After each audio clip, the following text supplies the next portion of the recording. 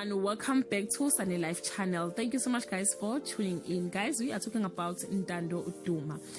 But firstly, I want to ask you this question, guys. Can you comment to your baby dad post when he is celebrating his girlfriend's birthday, guys?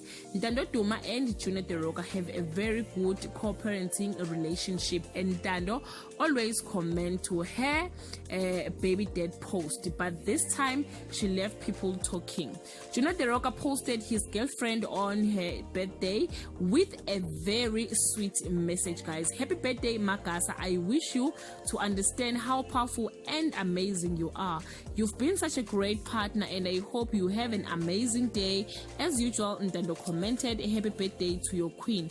Many found it unnecessary and uncalled for, and of course some applaud her maturity, guys. It is not a lie that as people we are different and we deal with our situation differently.